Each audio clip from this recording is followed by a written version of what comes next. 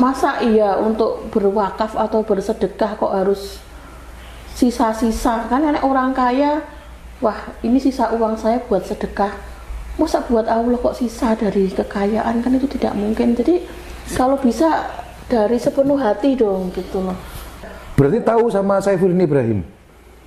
Saifuddin yang ngaku mantan orang Al Zaitun yang sekarang jadi pendeta. Alhamdulillah, akhirnya sampai juga saya mengantar Mbak Sri Kurniasih sampai di Jogja. Beliaulah yang mewakafkan satu-satunya rumah yang beliau punya warisan dari ayahnya di dekat gereja yang kami beli jadi masjid. Masjid pertama di Indonesia dengan nama Masjid Isa Al-Masih. Dan banyak komentar nih Mbak Sri, kenapa saya minta direkam, kita ngobrol.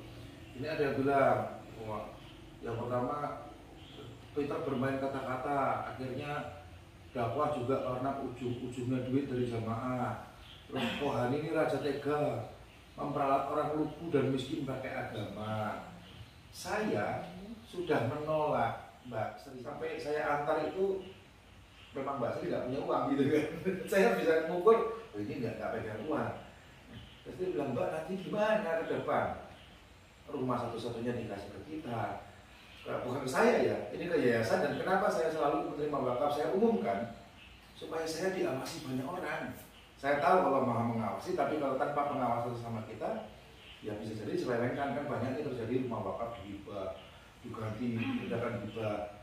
Nah, jadi gini, saya sudah nolak Mbak Sri yang nggak mau. Nah, nyuwun sewu Mbak, mungkin bisa dijelaskan. Benar nggak saya ini udah nolak Mbak Sri yang nggak mau? Terus apa iya saya ini jual agama, memperbukan orang, apa ujung-ujungnya duit, terus saya ini memperalat orang dan miskin pakai agama? Gitu. Cerita awalnya ya, saya bisa memiliki rumah di Bintan itu pertama karena saya mewarisi uang tunai dari almarhum ayah saya. Uang itu tidak banyak ya, saya pakai untuk umroh 2 kali sama beli rumah di mana. Untuk Allah kok dari sisa-sisa gitu. Terus apa ya? Memang saya sudah tidak bisa menghandle rumah itu gitu loh. Itu alasannya. Ya terus apa ya? Apa sih salahnya menghibahkan ya? Mewakafkan. Hibah bisa dijual. Wakaf itu tidak bisa dijual. Jadi betul-betul untuk kepentingan umat Islam. Dan saya mewakafkan rumah saya itu bukan untuk perorangan, tapi ini untuk kepentingan umat Islam gitu loh. Ini bukan dimanfaatkan oleh lembaga tertentu, tapi oleh semua umat Islam, umat Islam di desa tersebut. Dan saya sebagai umat Islam ya terpanggil dong untuk memberikan sesuatu kepada agama saya kan. Saya percaya Allah itu ya Maha Kuasa, ya nanti bisa ya bekerja dengan di luar akal kita gitu.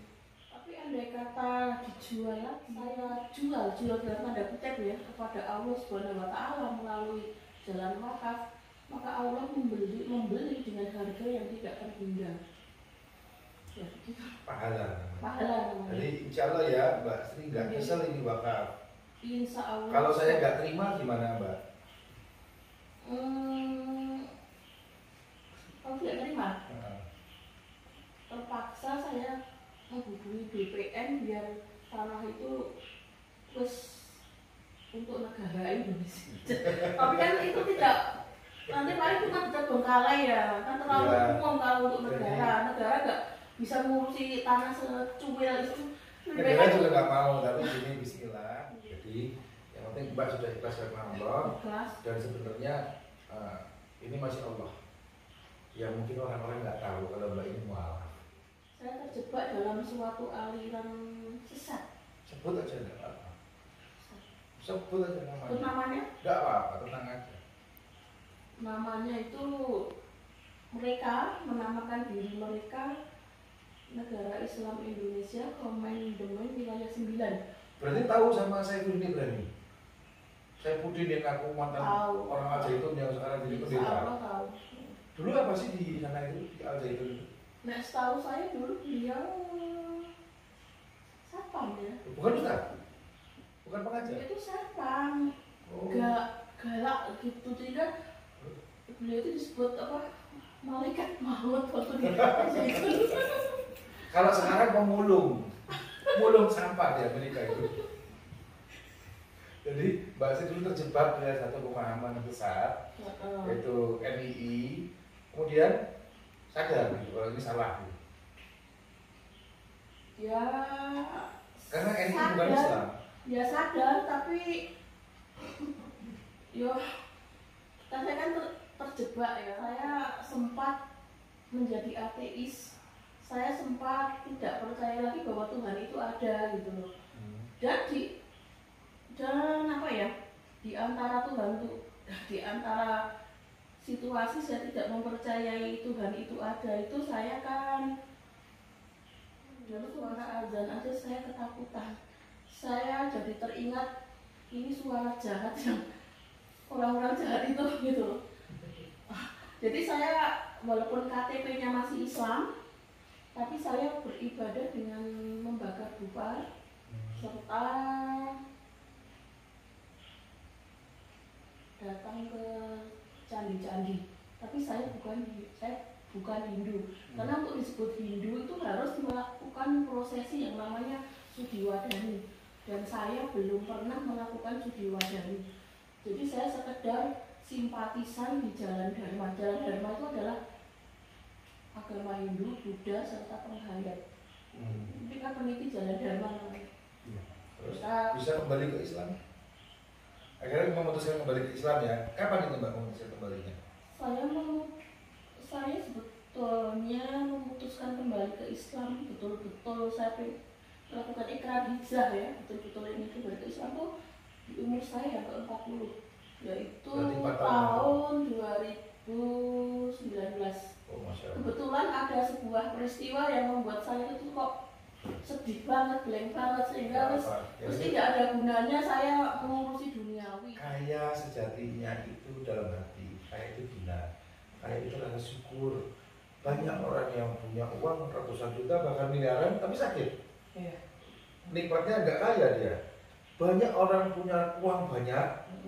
Ada teman saya ngurus apartemen, mobilnya mewah, motornya aja Triumph. Namanya Donitan. Nah, orang-orang tahu Donitan. Duitnya banyak tapi nggak pernah umroh. Sampai saya bayarin yang umroh nggak berangkat.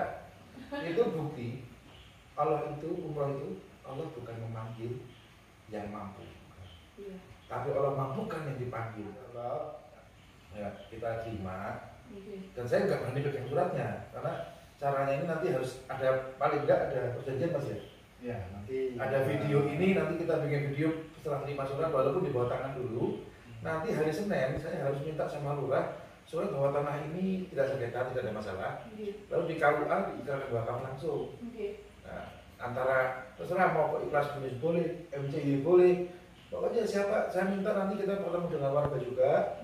Mari ini ada dimanfaatkan. Ini dari almarhum bapak ini, gitu, nama bapak nanti. Insya Allah mudah-mudahan manfaat, mudah-mudahan Allah balas Mbak dengan kebaikan dunia akhirat, kebaikan yang berlipat. Yang penting inilah amal yang ikhlas. Mudah-mudahan kita bisa ambil hikmahnya. Karena sedekah tidak pernah membuat miskin, sedekah kita harus kaya. Masya Allah, Mbak Sri sudah memberi contoh ikhlas karena Allah, dan mudah-mudahan Allah mudahkan. Itu sebabnya saya juga ngajak yang lain. Saya bisa jual mobil saya, jual apa untuk langsung bangun. Selama ini saya ngajak, yuk kita bangun sama-sama supaya pahalanya nggak jadi milik satu orang. Milik kita bersama. Barang siapa membangun untuk Allah bangunan walaupun sebesar sarang gunung, Allah bangunkan itu juga di surga. Jadi mari kita bangun sama-sama rumah ini, kita bangun sama-sama dan kita gunakan sama-sama untuk kemaslahatan bersama. Mungkin akan jadi TPA nanti, atau jadi kalau ada acara, atau kalau ada warga Kentan yang punya saudara jauh nggak ada di sana kan nggak ada hotel, bisa nginep di situ. Jadi manfaatkan karena Allah, karena sejatinya harta kita, ya kita bilang harta kita, hartaku, punyaku, sebenarnya jadi punya Allah. Gimana Mbak Sri, mau nambahin? Enggak. jujur saja ya, rumah yang saya wakafkan itu kan titipan Allah, dan kebetulan saya tidak bisa menghandle titipan itu dengan baik. Saya tidak bisa memanage titipan itu dengan baik.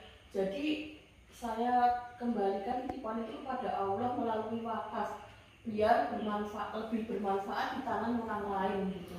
Ya. Karena manfaat itu kembali ke diri kita sendiri. Gitu. Selain dapat pahala kan juga dapat doa dari orang-orang yang orang-orang yang Tuh, dan hisab harta itu berat. Kalau orang ditanya umurmu untuk apa, gitu kan? Ilmumu digunakan apa? Kalau harta juga pertanyaannya dari mana dan untuk apa? Iya. Itu saking beratnya hisab harta. Iya. Tapi inilah indahnya iman Islam. Kebahagiaan sejati, kedamaian dan ketenangan tidak diukur dengan harta, tahta dan wanita. Iman, manisnya iman diukur dengan ketakwaan kepada Allah dan dengan keikhlasan. Mudah-mudahan manfaat, mudah-mudahan Allah bicara ke kita semua apa yang dapat kita lakukan, dan kita tetap jaga isah dan marwah dalam ukhuwah Islamiyah. Mudah-mudahan manfaat. Makasih Mbak Sri. Mudah-mudahan Allah balas dengan kebaikan dunia akhirat. Terima kasih sudah memberi contoh, sudah berkorban di jalan Allah. Sedekah tidak harus kaya dan tidak perlu takut dengan harta kita, karena itu bukan milik kita, rezeki sudah diatur Allah. Satu lagi, Mbak Sri ini ternyata penulis. Ya Allah, mudah-mudahan bisa kita baca, kita ambil ibrahnya. Ya baik, barakallahu fikum. Assalamualaikum warahmatullahi wabarakatuh.